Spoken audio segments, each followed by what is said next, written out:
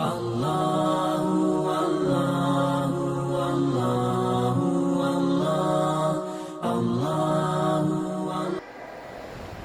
kesempatan ini kita akan melanjutkan penjelasan kitab Al-Kabair, dosa-dosa besar, dan kita telah sampai pada pembahasan fiman idda'a ila ghairi abihi wa huwa ya'lam.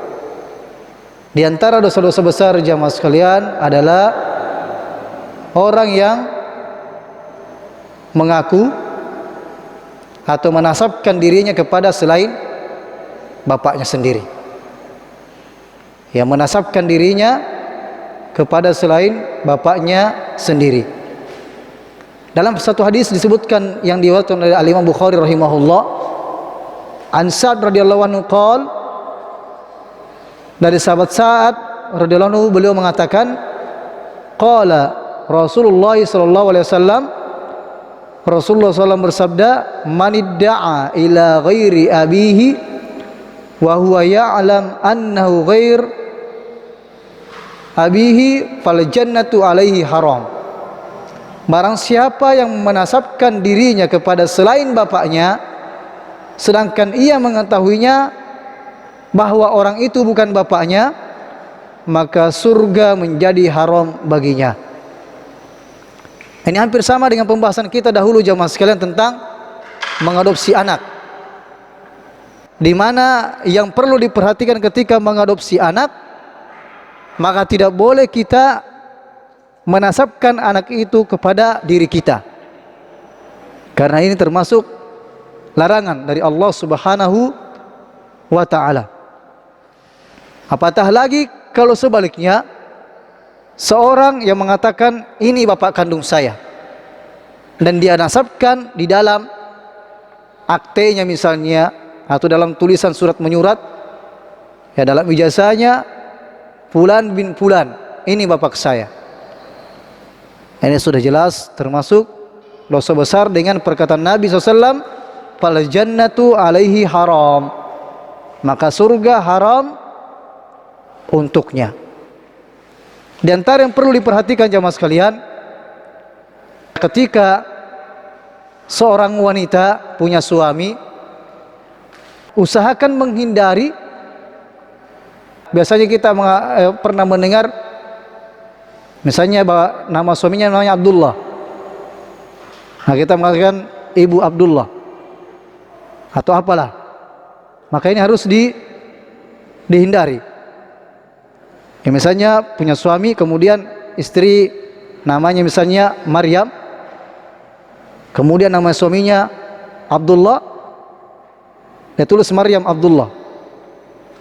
Ini hati-hati. Kalau mau tulis Maryam dan Abdullah, ini orang bisa salah sangka nanti ini Abdullah namanya bapaknya Maryam. Ini perlu dihati-hati juga. Jangan sampai orang salah sangka. Namun yang menjadi celaan di sini ketika dia sengaja memang mengatakan ini bapak saya, padahal bukan dari nasabnya. Mengatakan keturunan saya keturunan ini, padahal bukan. Tapi pada asalnya ketika ada orang mengaku bahwasanya keturunan ini, asalnya kita ya mempercayai, karena asal dari muslim itu adalah jujur, ya, atau selamat dari kedustaan sampai jelas kebohongannya. Asalnya seperti itu. Karena ada juga dalam larangan at-ta'nu fin nasab. Di antara perbuatan jahili adalah at-ta'n fin nasab, mencela nasabnya orang. Di dalam hadis yang lain disebutkan, la targhabu an abaikum faman raghiba an abihi fahuwa kafir. Janganlah kalian membenci bapak kalian.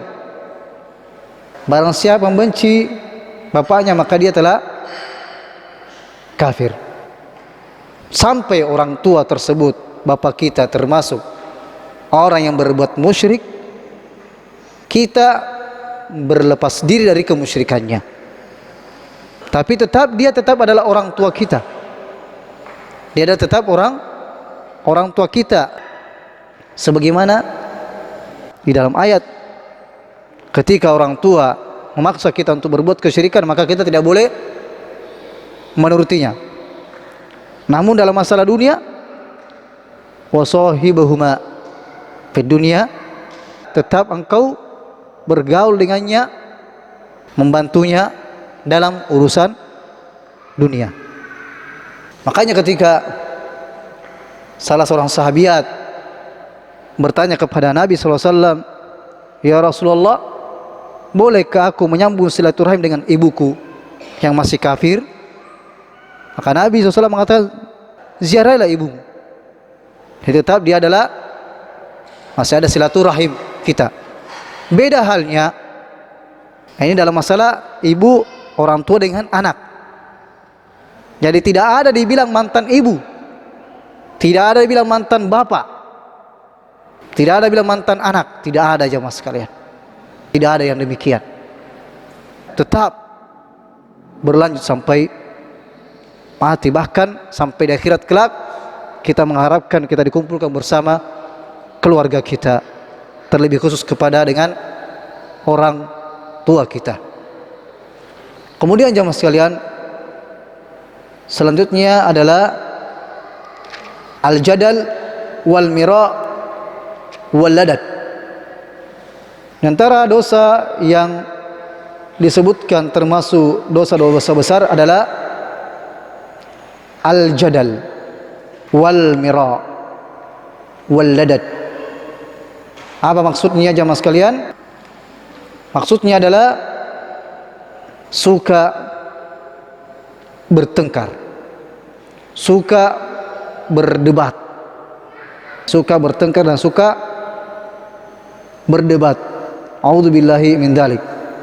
Sebagaimana dalam satu ayat disebutkan di surah Al-Baqarah, A'udzubillahi minasyaitonir rajim, wa minan nasi may yu'jibuka qawluhu fil hayatid dunya wa yashhadullaha ala ma fi qalbihi wa huwa aladul khisam. Di antara manusia ada orang yang ucapannya tentang kehidupan dunia menarik hatimu, jago sekali berbicara dalam masalah dunia. Wa yashhadullaha ala ma fi qalbihi, dan dipersaksikannya kepada Allah atas kebenaran isi hatinya. Wa huwa aladul khisam, padahal ia adalah penantang yang paling keras. Dan apabila ia berpaling dari orang beriman, dari mukamu, ia berjalan di bumi untuk mengadakan kerusakan padanya dan merusak tanaman-tanaman dan binatang ternak, dan Allah tidak menyukai kebinasaan. Di antara perkataan yang tercela itu adalah mira, jidal dan khusuma. Mira, debat, suka berselisih, suka bertengkar. Al-Imam Ghazali rahimahullah mengatakan, mira adalah Anda menjauhkan ucapan orang lain semata-mata untuk menghina si pembicara dan menampakkan kelebihan Anda. Jadi mira, kata Al-Imam Ghazali rahimahullah, Anda menjatuhkan ucapan orang lain, ya bukan menjauhkan tapi menjatuhkan ucapan orang lain, memang untuk berdebat. Tujuannya untuk menjatuhkan lawannya, lawan debatnya. Semata-mata untuk apa? Untuk menghina si pembicara dan menampakkan kelebihan Anda. Beliau juga berkata, sedangkan jidal adalah suatu ungkapan yang berkaitan dengan pembelaan terhadap pendapat mazhab-mazhab. Inilah diantaranya ikhwas sekalian, ketika orang taklid buta. Taklid buta maksudnya ketika menganggap hanya mazhabnya saja yang paling benar, yang lain salah semua. Tentunya mazhab fiqhiyah, ya memang para ulama pun berbeda pendapat di dalamnya. Karena sudah kita sampaikan, mereka para imam mazhab jamaah sekalian yang berbahagia, Imam Syafi'i rahimahullah berguru kepada Imam Malik, Imam Ahmad berguru kepada Imam Syafi'i. Dan didapatkan dalam kitab-kitab mereka begitu banyak perbedaan dalam masalah-masalah hukum. Namun ini tidak membuat mereka jadi apa? Saling berbelakangan. Tidak. Yang biasa menjadi masalah adalah justru pengikut-pengikutnya. Bahkan didapatkan jamaah sekalian, kalau kita membaca sejarah, sampai begitu taklid butanya, fanatik buta kepada mazhabnya, di antara mereka telah mendoktrin tidak boleh yang bermazhab Syafi'i menikah dengan mazhab Hanafi. Sampai segitunya dalam masalah mazhab ini. Dan begitu pula sebaliknya. Ya biasanya guru-guru mungkin masyayikh atau imam mazhab, mereka tidak sampai seperti itu. Tapi biasanya murid-murid. Nah, ini biasa mengacaukan. A'udzubillahi min dzalik. Menganggap pendapatnya saja yang paling benar dan semua pendapat selain dari pendapatnya salah. A'udzubillahi min dzalik. Apalagi dalam masalah ijtihad. Masalah ijtihad kaidahnya adalah la inkara fi mas'al ijtihad. Tidak boleh kita mengingkari dalam masalah ijtihad. Adapun khusuma, sikap keras kepala dalam pembicaraan guna mencapai maksud, baik menyangkut masalah harta atau lainnya. Ada kalanya seorang memulai khusuma ini selalu ingin berselisih, dan ada kalanya pula hanya karena menyangga, sedangkan mira hanya ada pada sebagian sanggahan. Ini khusuma selalu mencari lawan memang. Nah, dia suka mencari lawan, mencari orang yang berselisih dengannya. A'udzubillahi min dzalik. Imam Nawawi rahimahullah mengatakan, ketahuilah bahwa jidal, perdebatan itu kadang kala benar dan kadang kala pula salah. Allah Subhanahu wa taala berfirman, wajadilhum billati hi ahsan. Dan debatlah mereka dengan cara yang paling baik. Jadi ada 3 metode dakwah jamaah sekalian. Pertama, ud'u ila sabili rabbika bil hikmah, dengan cara hikmah. Kemudian wal mau'izatil hasanah, dengan nasihat-nasihat yang baik. Kemudian kalau tidak bisa di situ, maka jalan yang paling terakhir dengan mendebatnya. Terutama orang-orang yang memang yang bisa merusak akidah kaum muslimin. Tapi tujuannya adalah untuk menampakkan kebenaran. Namun dengan cara apa? Billati hiya ahsan, dengan cara yang paling baik. Inilah debat yang dibolehkan. Tapi kalau sedikit-sedikit berdebat, sedikit-sedikit berselisih, inilah yang termasuk dosa besar yang disebutkan dalam ayat tadi. Imam An-Nawawi melanjutkan, apabila perdebatan itu ditujukan untuk mencari atau menetapkan kebenaran, maka itu adalah terpuji. Namun jemaah sekalian, diriwayatkan oleh Imam Syafi'i rahimahullah mengatakan, kalau ada yang berbeda pendapat dengan saya, kemudian ingin menampakkan hujjah salah satu sama lain, maka beliau mengatakan, saya justru lebih mengharapkan kalau hujjahnya atau kebenaran itu datang dari orang lain. Subhanallah. Saya justru menginginkan kalau kebenaran itu tidak dinisbahkan kepada saya. Ini bagaimana para ulama betul-betul ingin bagaimana hatinya ini terkontrol dan senantiasa bersih dari segala macam penyakit.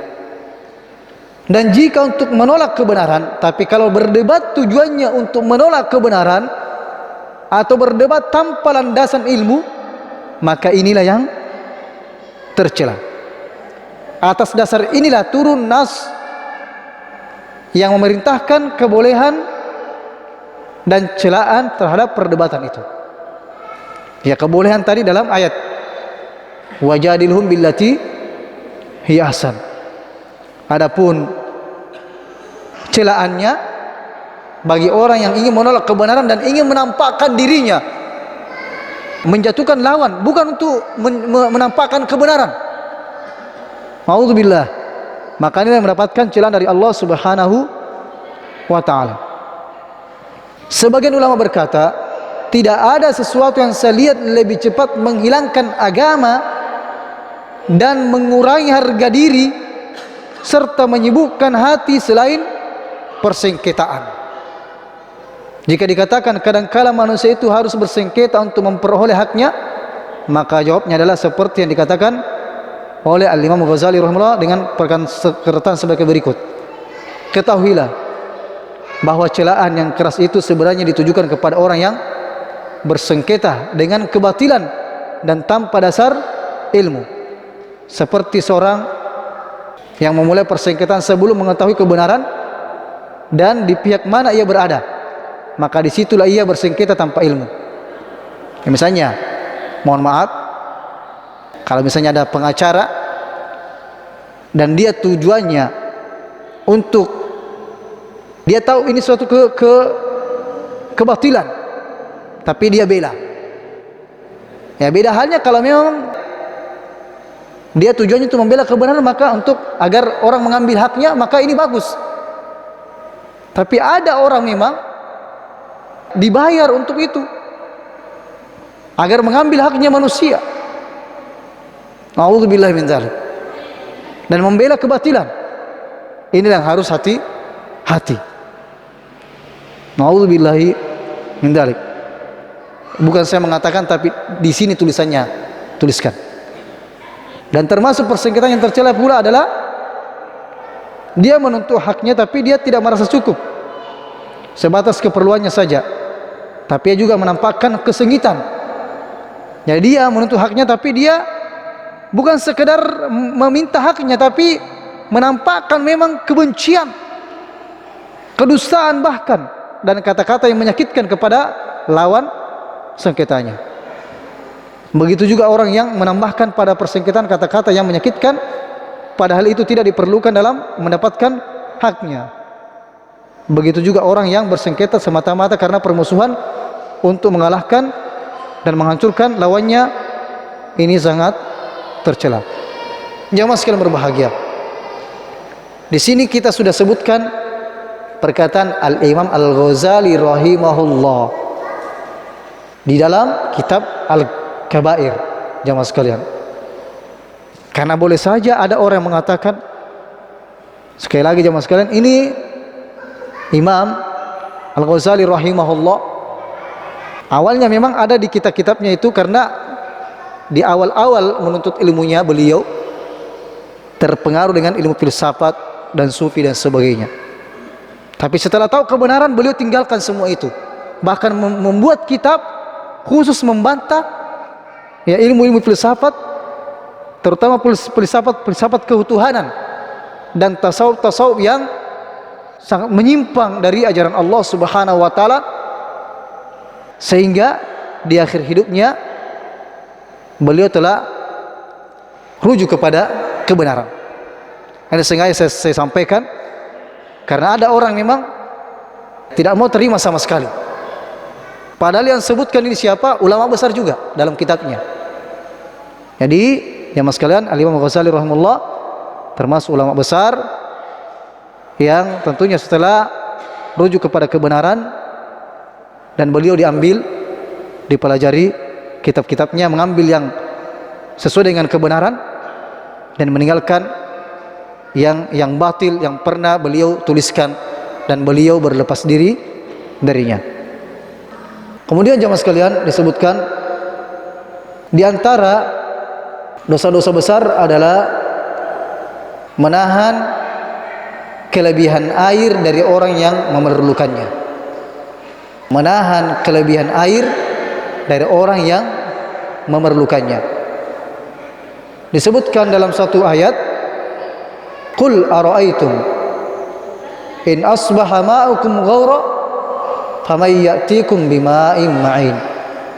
Di akhir surah Al-Mulk, katakanlah, terangkanlah kepada aku jika sumber air kamu menjadi kering, maka siapakah yang akan mendatangkan air itu mengalir bagimu.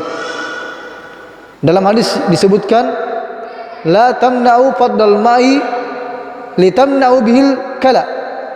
Janganlah kamu menahan kelebihan air yang itu berarti kamu mencegah tumbuh-tumbuhan untuk memperoleh faedah darinya. Dia punya kelebihan air. Untuk penyaluran air dia tahan untuk orang dan tumbuh-tumbuhan. Karena kebakhilannya, tidak mau kalau orang mendapatkan faedah darinya. Maka ini termasuk hal yang tercela. A'udzubillahi min dzalik. Dalam satu hadis disebutkan, man mana'a fadla ma'ihi, barang siapa yang menahan kelebihan air dan makanannya, niscaya Allah akan menahan anugerahnya daripadanya pada hari kiamat kelak. Ini sebagai motivasi agar kita senantiasa berbagi dengan saudara-saudara kita, walaupun membelikan air minum, air yang dibutuhkan orang untuk sesuatu yang bermanfaat, bukan sesuatu yang merusak tentunya, maka kita persilahkan untuk mempergunakannya selama dalam kebaikan dan tidak melakukan pengerusakan.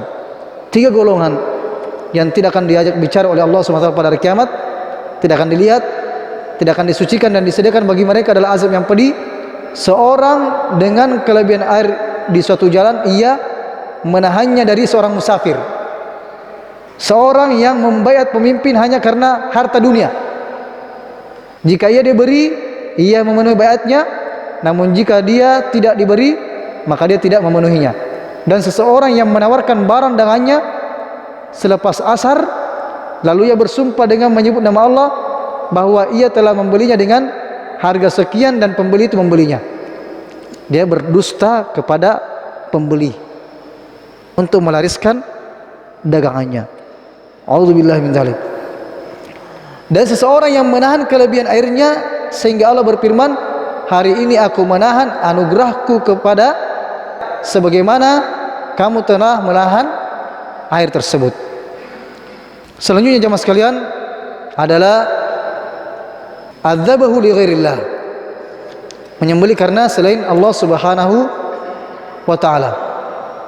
Ini jelas jemaah sekalian, penyembelihan bukan karena Allah Subhanahu wa taala.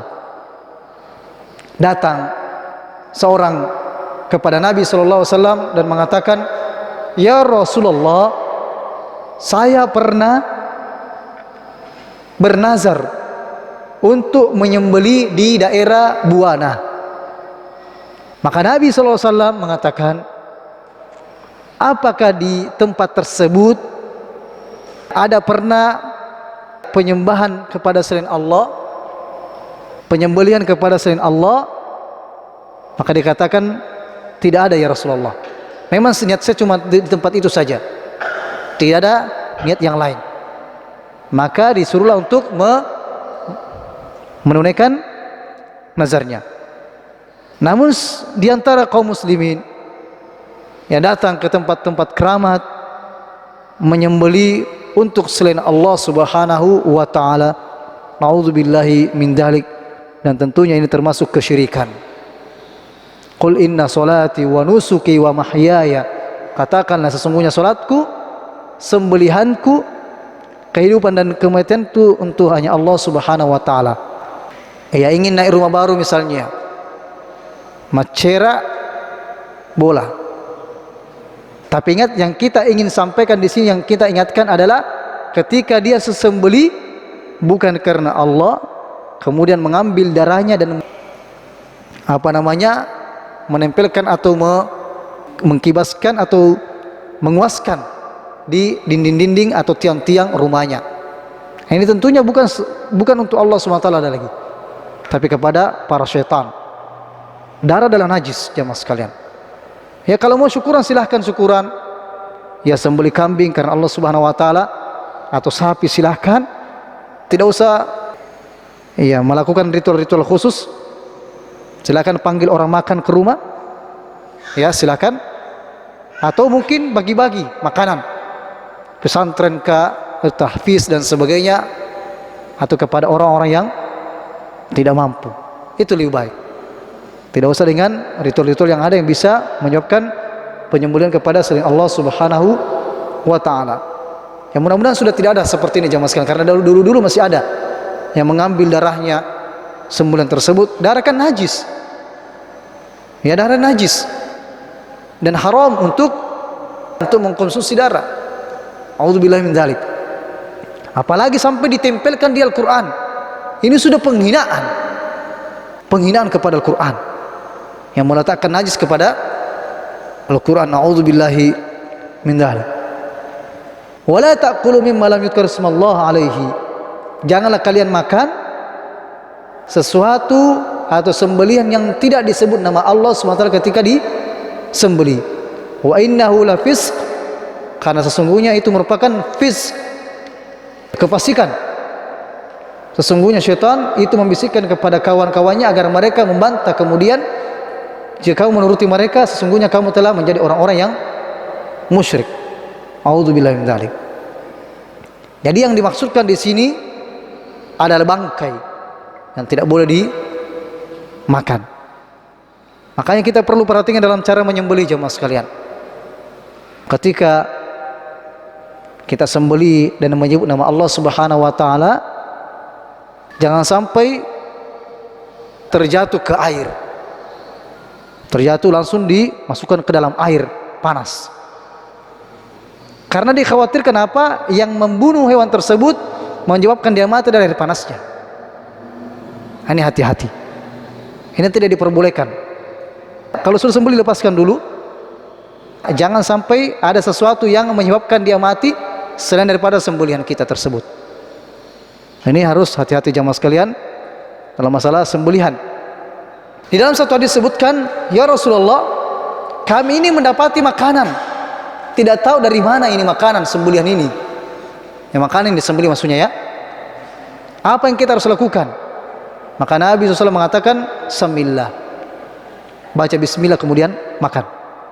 Kalau tidak ditahu asal usulnya dari mana ini. Tapi yang jelasnya kalau dia selama adalah seorang muslim, maka kita harus berhusnuzon, dia adalah seorang muslim. Karena asalnya seorang muslim itu selamat dari kedustaan dan penyelewengan. Itu asalnya. Kemudian datang syaitan untuk memalingkan dari ajaran Allah Subhanahu wa taala.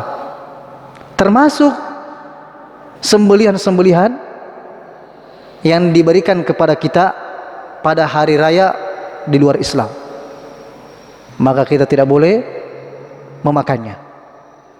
Karena jelas-jelas mereka sembelih untuk hari raya mereka. Tentunya di situ ada penyembahan kepada selain Allah. Adapun kalau misalnya kita bersafar ke minoritas misalnya, ya kalau mau selamat pilih yang tidak disembelih, ikan. Kalau tidak mau ikan ya makan telur, buah-buahan dan sebagainya, sayur-sayur tidak masalah. Kalau mau lebih hati-hatinya. Adapun jamaah sekalian, bagaimana hukumnya ketika orang lupa baca basmalah? Ini pernah kami singgung jamaah sekalian, tapi sekedar mengingatkan saja. Dia seorang muslim tapi lupa baca basmalah atau ragu. Sebagian ulama mengatakan tidak masalah, tidak mengapa ketika memakannya. Tapi sebagian mengatakan juga tidak diperbolehkan. Tapi kalau selama dia muslim, maka kami lebih condong kepada ya pembolehannya ketika dia ragu atau lupa, ketika lupa membaca basmalah. Ya, karena tidak ada kesengajaan.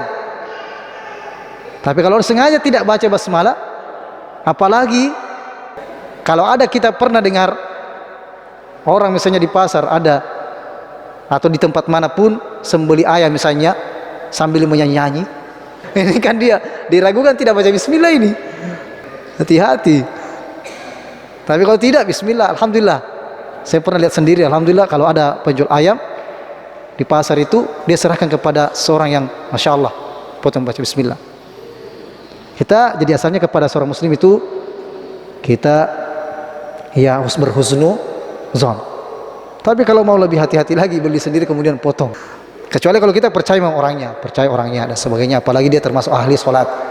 Karena sebagian ulama mengatakan tidak boleh makan sembelihnya orang tidak sholat. Mungkin terakhir jamaah sekalian, sebelum kita tutup, tentang al-iyas min ruhillahi wal qunut, berputus asa dari rahmat Allah subhanahu wa ta'ala.